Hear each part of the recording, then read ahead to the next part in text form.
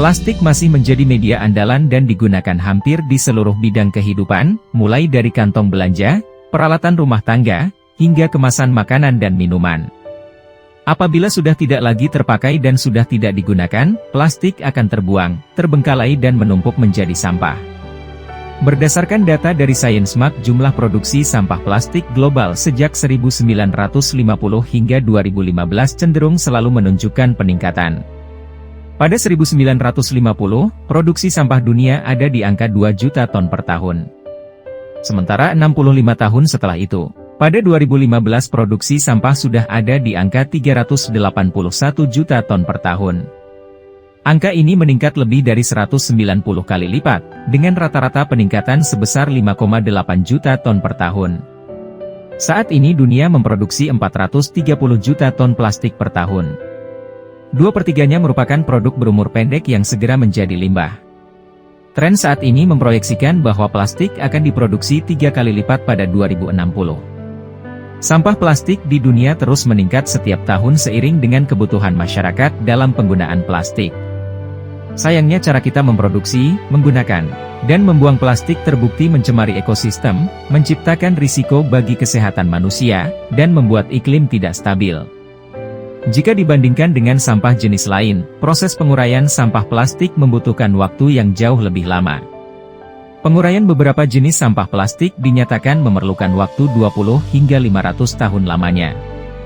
Jika proses penguraian plastik tidak berjalan dengan sempurna, penguraian plastik malah akan menghasilkan mikroplastik, senyawa kimia dan logam berat yang justru lebih berbahaya dan beracun.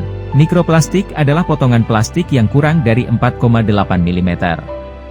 Ini bersifat sangat berbahaya karena memiliki bahan kimia seperti PCB yang terakumulasi pada bagian plastik, yang dapat menyebabkan keracunan.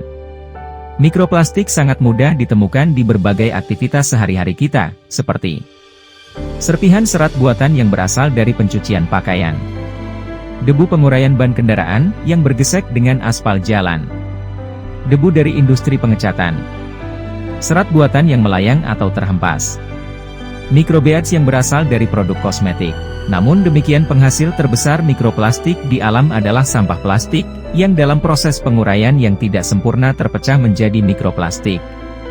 Selain mikroplastik, beberapa aditif kimia yang digunakan dalam industri plastik juga menjadi ancaman bagi kesehatan manusia. Misalnya penggunaan BPA untuk membuat botol plastik transparan, terbukti mengganggu sistem hormonal manusia, dan DEHP yang digunakan untuk membuat plastik lebih fleksibel, terbukti memicu pembentukan kanker. Karena kemampuannya bereaksi serta ukuran yang sangat kecil ini, mikroplastik menjadi salah satu polutan yang sangat berbahaya karena bisa masuk ke dalam jaringan tanah, dan jika terbawa ke perairan, akan masuk ke dalam sistem rantai makanan. Mulai dari plankton yang menjadi makanan organisme lebih besar, ikan yang lebih besar hingga berbagai jenis ikan dan hewan laut yang kita konsumsi.